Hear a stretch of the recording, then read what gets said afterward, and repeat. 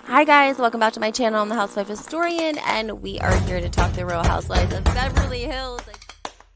I'm going to be talking a little bit in code today because if you watch my channel and you watch my live, yes. Is the plane going down? Are we gonna die? Why are you saying I'm sorry?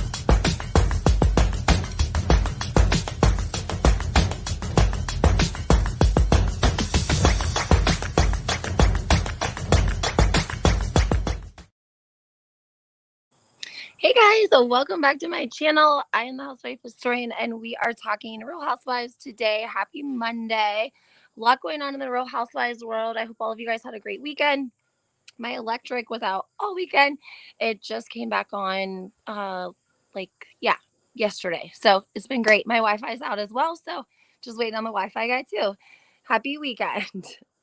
Anyways, guys, everything in this video, of course, is alleged. If you have any questions, now's a great time to put them in the comments because I will take some questions if anyone has any questions about New Jersey. Hey Deb, I'm so glad that you can make it. Hi Joanne, how are you guys? Um, let's talk Real Housewives of New Jersey first. I guess everyone, I mean, they're still making headlines, but I wanted to be first to tell you guys this is so funny. But if you're getting caught up on the Kim D drama, if you don't know, she announced that she's going to do a fashion show at the end of October. She just announced this a couple of days ago when she announced her Patreon. Literally 3 hours ago, guess who else is having a fashion show? You'll never guess. You'll never, ever, ever guess. But somebody else is also having a fashion show in October, 2 weeks before Kim D's, and they just announced it about 3 hours ago.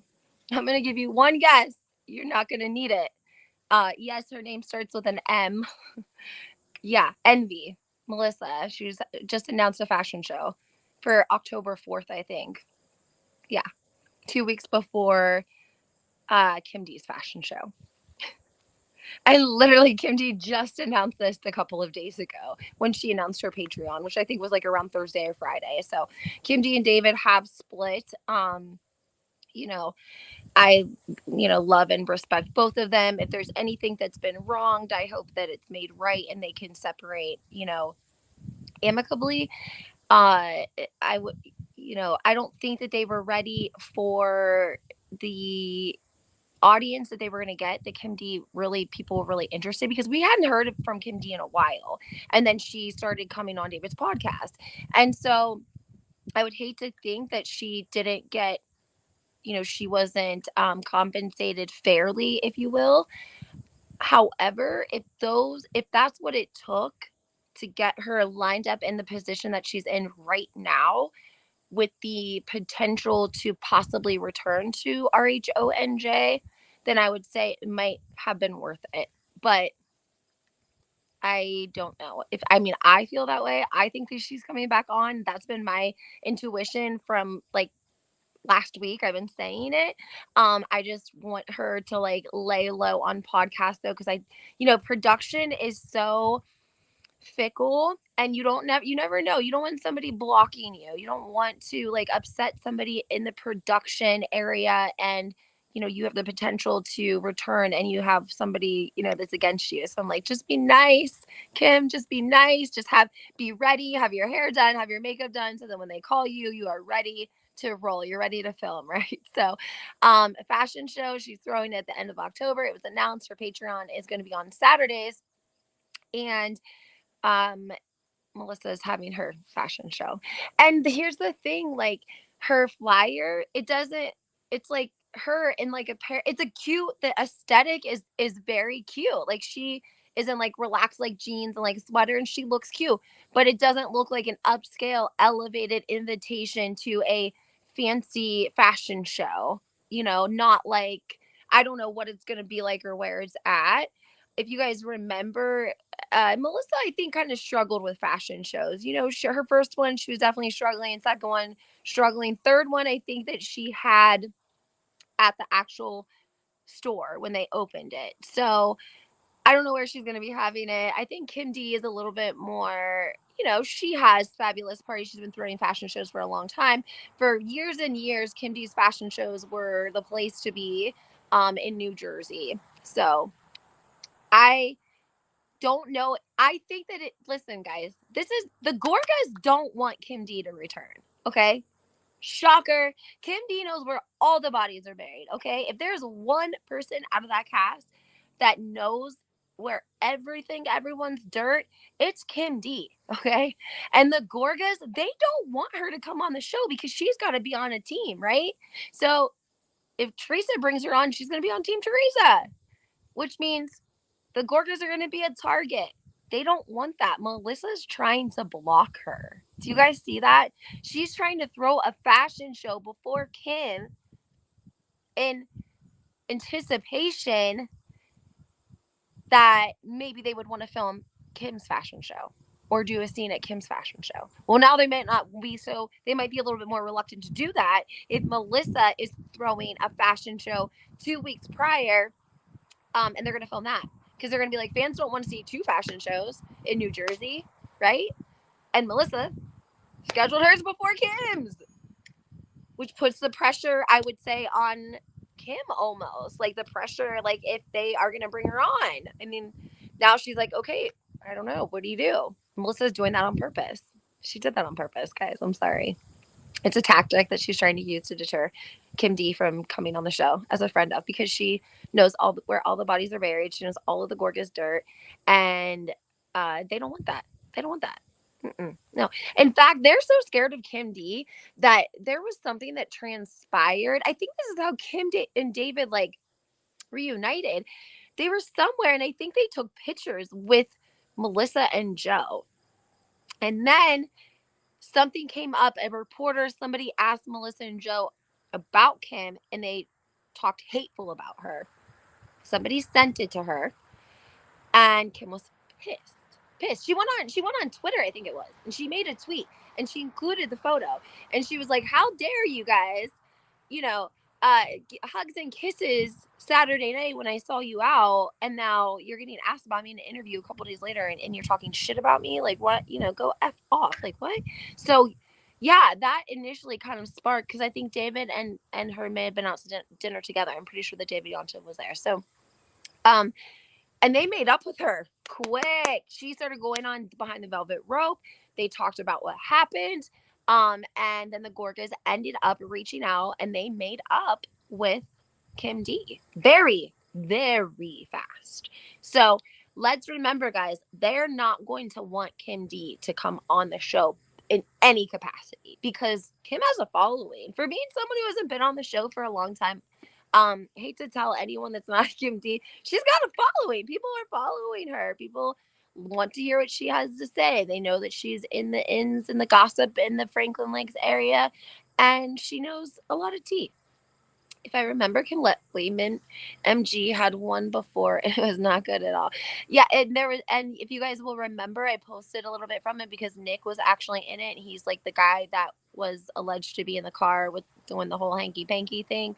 He was actually in her fashion show, and I posted a video of it on my Instagram. It might be on YouTube too, but for sure Instagram. MG can't pull anything. I mean, that's what I'm saying. Like, she literally, what is the date? It's like almost September. She's literally going to put this together in 5 weeks. She's doing it on purpose. Nobody would do that to themselves. 5 weeks is not a very long time to put together a fashion show, I don't think. If you wanted to put a nice one together to be filmed for a national television show, I mean, we're probably going to get sprinkled cookies and plastic table coverings. We're going to get whatever the vendors give us. I don't know. It could be elevated. It could not be. We don't know. It just depends on what vendors. I don't know. She was the only interesting partner David had on his show. I just try to stay peaceful between these people. Like, listen, y'all were friends. Just make nice. If something was wrong, make it right, and move on, right? And time heals all. She knows this is the last chance, yep, for her promo for her store, because next season she will be gone, or she could be gone. You know what I mean? Like, she's getting it in while she can. But I think that she could have like thrown it in November even. You know what I mean? Like, knowing that Kim's is in October, technically she really could have thrown it in November, a week before Thanksgiving, the week after Thanksgiving. I would rather have more time in between, like more time to plan it and have it close to a holiday versus throwing it together in 5 weeks. Just saying. That's not a long time, guys. I hope Kim D is coming back. Her, Teresa, and Jennifer make Dolores. I agree with you 100%, Jamie. I said this. I've said this before. I think that it would be great because here's the thing. Kim D can make moves that the other ladies can't necessarily make, right? Jennifer has 5 children in the school district, and her husband owns his own practice. He's a doctor, for God's sake, okay? The woman has to conduct herself in a manner that is acceptable, because it could potentially affect their income, and because she has kids in a school district. When you have young kids in a school district, you're dealing with other parents that either are going to like you or hate you. And that can be difficult. So Jennifer can do what she can do, but she can't get too dirty. You know what I'm saying? And Teresa can't get too dirty either because she has 4 daughters and she's also the star of the show. So she can't really get that dirty. But Kim can get dirty, right? Kim can get dirty. Just like Margaret gets dirty. Margaret thinks that Margaret's been on this show brushing her shoulder off. Like, I got all the ammunition on everybody, never considering that Kim D, who actually has all the information on everyone, all the way back to Tommy and Dina Manzo, and further back than that, might be making a return. It's their worst nightmare. It is. I'm telling you guys, it is their worst nightmare for Kim D to come back. It is going to be they're shitting their pants. They are. I'm sorry, guys. If you're a Melissa fan, I'm not trying to be mean, but they are scared. Angel said, I said she's so desperate, but Andy loves them. I think he'll never show MG's tape. Yeah, because he'll found out that he potentially pushed them to this hatred, and I feel bad for their parents. Absolutely. I don't think production gets enough credit for probably the fights that they caused between Teresa and Joe. I mean, they caused fights between the women. We can't really think that they're above causing fights amongst each other. And again, they didn't start on great terms. And what people don't always realize is the fact that it wasn't that they came on the show, it's that they didn't. Coming on the show is a process. It's not just like one interview, right? It's going to be interview after interview. Then you're going to have to settle your contracts. It's a process. It was a process that Melissa and Kathy Wakili were doing together. And then they were going and hanging out with Melissa or with Teresa and letting Teresa spill whatever she wanted about the people that she worked with and what was going on behind the scenes. And they were soaking it all up, never once saying like that they're, in a month or two, they're going to be working with these same people. That's the thing. No one remembers that Teresa was treating them as if they were never going to work. Never, she probably said whatever she wanted because she was like, why would I care? Like, Caroline pissed me off. Da, da, da, da. She says all this stuff about somebody, never thinking for 1 second that Kathy and Melissa are going to join the cast and do it behind her back and not tell her in advance at all. That's shady. And the network, Kathy Wakili said in an interview, this was her excuse, that the network encouraged them not to share. And because they had never been through the process before, this was all new to them, they followed the instructions of the network. So, I don't know. Let's see. I used to respect for Andy. I know a lot of people just really are not with Andy anymore. How he's never watch after a show again, and he could care less what the viewers think. I know. I mean, when Heather McDonald went to Watch What Happens Live, he was filming 5 episodes back to back to back to back to back so that he could get to the Hamptons. That's insane. Back to back to back to back. 5. I mean, like, you cannot keep the energy. You can't, I don't know. I can't think you could be prepared for 5 Watch What Happens Lives and give the energy that it needs to be a successful show, right? And it kind of is a disservice to the Housewives because that's a really big platform for advertisement for them, their product, for the franchise. Like, I really think part of the purpose of Watch What Happens Live was to give, to drive traffic from maybe other shows to whatever housewife they were hosting, whatever franchise they were out of, and then of course whatever that housewife has going for her. So that's like, advertising. And if you don't have a great audience for the show to begin with, then it's like kind of pointless. And I don't feel like new viewers are tapping into Watch What Happens Live. They're definitely not, because us as a longtime viewers have lost interest in Watch What Happens Live. And it's just not what it used to be. I don't think Andy has the energy that he used to have. I don't think he's prepared. I don't think you possibly could be prepared. Like, every single franchise, every single reunion, I just don't think it's possible. It's not. And you can't do it. It's like, do you want quality or quantity? We've talked about this before. Bring somebody else on. There's a lot of different options that the network could do, but unfortunately they just continue to roll with the same old, same old. I also noticed on Real Housewives of New York last night, I'm not sure if any of you guys watched this, but in the episode, a couple of things that I noticed. One thing was, how whenever one of the housewives receives an expensive gift from her husband, that the producers will always sort of take a picture of it by itself, flash it to the screen, whether it's jewelry or a necklace, and they'll put like how much it costs at the bottom. They're not doing that anymore, right? Erin's husband bought her a brand new diamond ring. We didn't even get a close up of it. I thought that was very strange. I don't know if the network, I don't know if producers are, I don't know, but it seems like there's like a laziness somewhere between these New York, New Jersey franchises. And I'm like, I don't understand it. Doesn't make a lot of sense. I used to watch What Happens Live every night, but I lost interest in it a few years ago. Same. Yep. Same exact thing. I mean, literally, I think, guys, we only watch it if it's like something crazy is going on and they bring somebody on. Even when Margaret and Jackie were on Watch What Happens Live, he cut the episode short because they had nothing to talk about. Like, you should already have your content prepared. Don't you know what you're going to ask people when you bring them on, and what, you don't have nothing to talk about? What the hell? That seems crazy to me.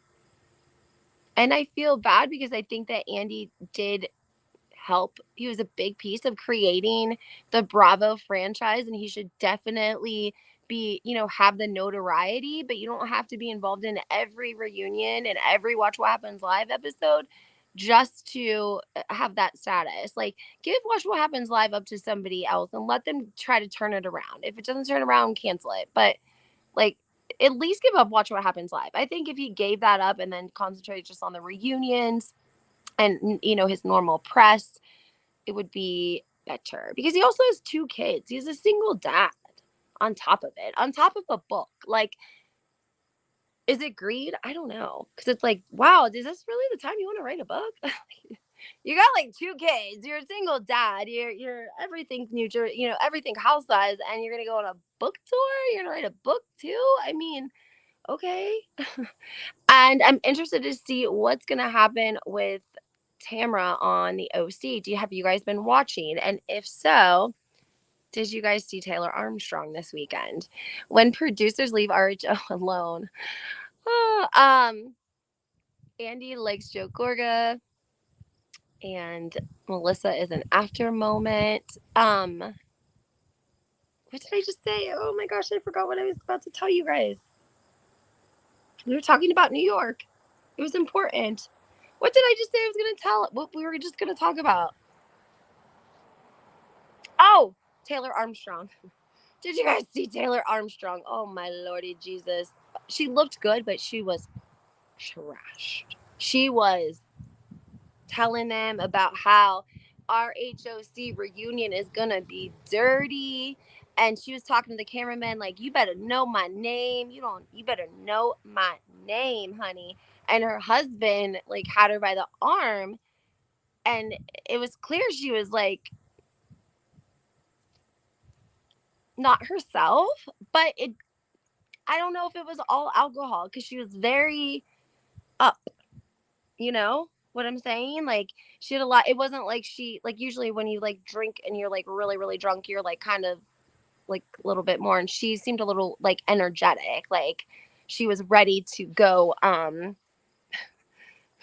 I don't know what she was about to do. She had a lot of energy, and she was talking about getting dirty and the reunion. And I don't know why her husband let her stand there and do that. Like, I mean, unless if he wanted the press, I don't know. I was like, damn, like, get her out of here.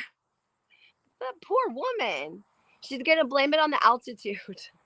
They always blame it on the altitude. It's always the altitude. It's always travel, altitude. Those are always the excuses they use when they're like messed up and it gets caught up on camera. Um, Taylor. Oh yeah, Taylor.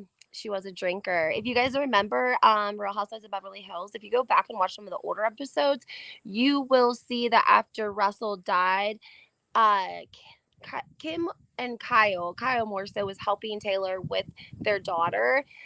That's one thing I do respect about Kyle is she's good with kids. She's good about other people's children, and she was helping with Kennedy. And like Taylor called, and Kyle was with Kim, and she was not there, and she was slurring her words, and she was on a plane with a guy going somewhere, and she couldn't tell who the guy was. I mean, it was like she didn't wasn't it was bad. It was bad. And meanwhile, Kyle had Taylor's daughter there, and like she thought Taylor was calling to be like, "Hey, I'll be there to pick my kid up," or "I'll be there tomorrow. I was going to come today, but something came up." No, she was just like she didn't even like I don't know if that was her intention when she went to call Kyle. I'm assuming it was a scheduled call of Purdue. I don't know. But she claimed to be like on this airplane with this guy going somewhere, but very, very not great. So I don't know what if, and Dana Wilkie, she was friends with Taylor. That was how she got onto the show. So she knows a lot about Taylor Armstrong behind the scenes, Taylor Armstrong in real life. Does she drink too much? Does she not drink too much? Um, it was bad. If you didn't see it, go check it out. It's worth it. You're gonna be like, oh my god, Taylor. And maybe it was a one-time thing. I don't know. Taylor didn't know Kyle had her daughter who was like 5. I mean, I didn't want to necessarily say that, but like I don't think she even knew where she was at. Like Taylor didn't even know where she was going or where she was at or who she was with. So yeah, she definitely wasn't she was gone. Yeah. And they filmed it and they played it. They put it in their reunion. And I'm sure that she was not very happy about it. But now that her daughter's older, I think that we can talk about it. I never liked to talk about it before because, you risk children's services and stuff like that. You don't mess with that stuff. You can't be acting, you got a kid, you're on national television. You can't be doing, I don't know. So that was I was shocked that producers put that in, but that was a long time ago. So hopefully Taylor is I think that she's a fantastic mom, so it worked out, but maybe it was just the grief from Russell. But yeah, she definitely called Kyle. She was definitely trash. She was it's sort of like what we are seeing the new clip of her. She literally was like she was like flirting with the kid with like the paparazzi almost though, but her husband was like digging it. And I mean when she was like she told him that the reunion was gonna be dirty. Like dirty. Arf, like what the hell, Taylor? Like calm down over there. Somebody go get that girl from Oklahoma. And she changed her last name to Ford after Russell died. Oh, I'm laughing. I laugh and I'm uncomfortable, but she changed her last name to like Ford when Russell died and allegedly was like, um, you know, people would naturally think that she maybe or may not have been associated with like the Ford family of cars. Taylor may be the type of person that has personality changes when she gets drunk. She seems very unstable, in my opinion. Um, I think so too. I think that might be her trauma, her unresolved, unhealed trauma. It would be my guess. That is something probably that comes from having to alter her mood and personality to match her alleged abuser. You know, she has to kind of gauge what he is and how he feels, and then she has to mirror that. So that's why when they would be places and Russell was ready to go, and even if she was having a good time, she had to get up and leave with him. She says that in her confessional. She was hanging out with the ladies in Vegas. It was on camera, and she didn't want to leave, and he wanted to leave, and she had to leave with him. And so I'm sure that she got very good at being fake to be out to the public, like everything was fine. But also, if you guys go back and watch, it's really sad, honest to God. If you watch the episode where Taylor and her husband show up to Kyle's house and Kyle doesn't let them into the white party because they were suing one of the other housewives, and you can tell that Taylor is like trying not to like get Russell too upset, too mad, to like also not blame her. So she's got to sort of join Russell's team of, he didn't really want to film much after that. He didn't have a whole lot to do with them. And I don't think he really cared. Well, I mean, he filed a lawsuit, so obviously against Adrian Malouf. So at that point, it was pretty much a wrap. Like, people are not going to mess with you, and like they're not going to be cool with you when you're going around suing people. So they were like, you can't come into this white party. We're really sorry. They met him in the front yard, but it was filmed and it was terribly embarrassing. But I think that, again, you see Taylor have to kind of mimic what he's got going on, mimic what he wants her to be in that moment, if you will, if that makes any sense. So that, I think that's a little bit of a victim thing, a trauma thing, an unresolved sort of trauma thing. I think her new husband was her attorney.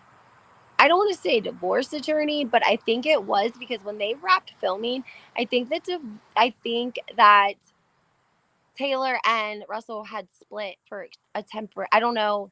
Oh, sorry guys, that was my battery. I don't know how long they had split, but they weren't together. I don't think when he died. I think he was living at a different residence. He was living with a friend, and they had separated. Things were not good between the two of them. So, uh, you know, I don't know. Maybe, I don't know. That's a tough situation. She drank due to the pain. She had a lot of it. I think so too. Can anyone imagine how? I mean, you guys know that my mom, I'm an advocate for suicidal awareness. My mom committed suicide when I was 19, so this is a trauma that people cannot necessarily relate to because it's an unexpected death, right? So it's like not anything that you can prepare yourself for. So the trauma of one day your life is normal and the next day it's not, it becomes a like anticipation of, you now know that anything could happen at any moment in time, and it can give you anxiety, of course. And I mean, I think that I hope that she is happy and that she has a great life, because she definitely deserves it. Nobody deserves to live like that. Maybe the show, I would like to think that maybe the show helped her in a way, because she maybe wouldn't have been able to get out, when she did, if it wasn't for the show. Um, but yeah, I think she's been through, God, I can't even imagine her. She's definitely been through a lot. And I don't, and I work with alcoholics and drug addicts. I help reintegrate mental health and addicted, people back into society from jails, rehab, whatever. So I see it. I completely understand it. So I hope that she gets it together, because that's what I'm saying. Why is her husband letting her stand? He knows she's drunk. Why are you letting her stand out here and talk to the paparazzi like that? Are you drunk too? Like, how people find each other. That's unfortunately what happens. And that's what I was trying to explain to you guys about Kyle Richards, right? So say Taylor's husband, he's drunk too. What did they have in common? Maybe they both like to drink. So when Taylor started dating, she's like, okay, cool. He likes to have a couple martinis at dinner too. And so they both enjoy drinking, which means neither one's going to point out the other's, maybe if they're taking it a little too far, right? Because then they would have to look at their own drinking. So that's why when I say Kyle Richards with Mauricio and their separation, Kyle abstaining from alcohol is not easy for her. It is a struggle. Therefore, she does not want to come home to Mauricio pouring himself a martini at the bar in the kitchen. She doesn't want to smell alcohol. She doesn't want to see alcohol, because it will make her want to drink, and she doesn't want to drink for whatever reason. If she has a problem with it, or if she just has a better life without it, That's, her, my, whatever, that's her own personal issues. But if she is abstaining and it's a struggle, she doesn't want to come home to someone that's drinking. She doesn't want to come home to a bottle of alcohol sitting on the counter because that is tempting. So imagine that you quit smoking. Imagine that, and for anyone that's never been addicted to anything, I know you drink coffee.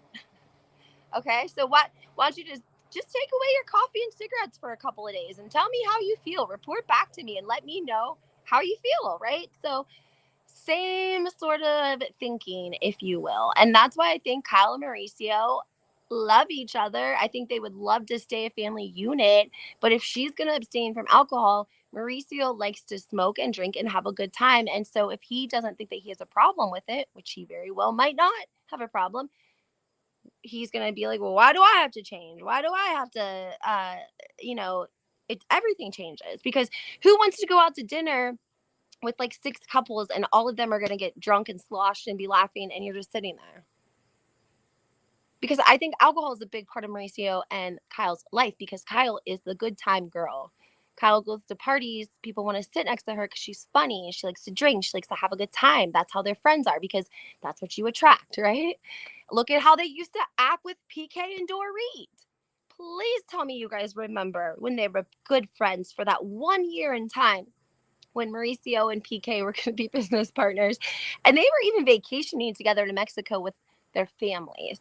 And they were getting drunk a couple of nights a week. I don't know if they were doing extracurricular activities. I'm sure that they were of it because other people were commenting about they were like drunk and dancing around the house and playing loud music. And, Kyle and Dorit would put it on their Instagram stories. And it was a lot. And so I think, Kyle likes to have fun. And why shouldn't she? Her girls are practically grown. She's responsible. There's nothing wrong with that. But I'm just saying, like, those are the people that they're used to hanging out with as like couples, as their social circle, big drinkers, people that are big drinkers.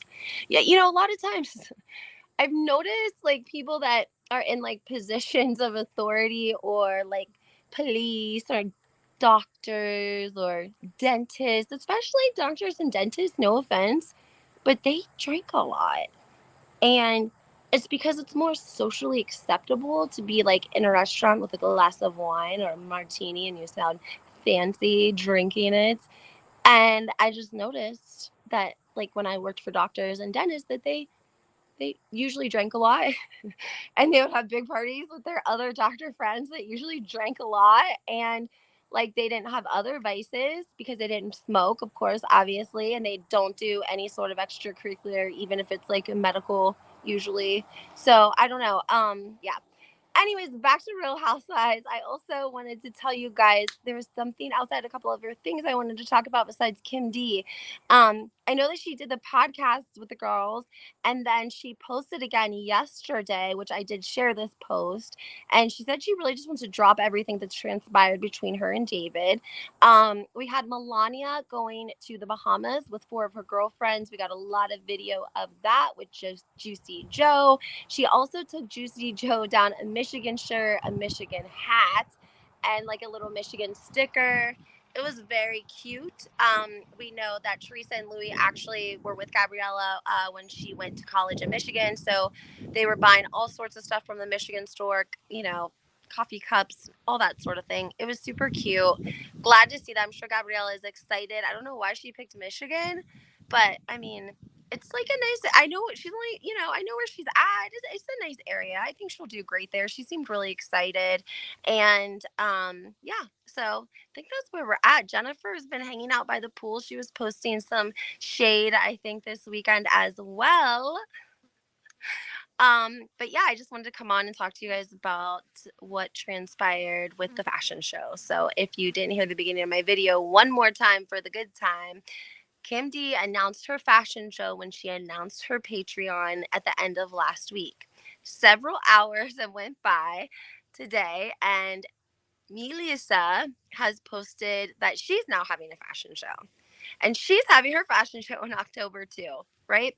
And she's having her fashion show 2 weeks before Kim D's. So that means you literally are announcing your fashion show 5 weeks before your fashion show. That does not sound very fabulous.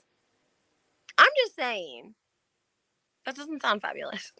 It sounds like you might be trying to, the kids say, like, cock block. You're trying to cock block Kim D by throwing this fashion show before her fashion show, because production's going to be like, well, why would the audience want to see two fashion shows, right?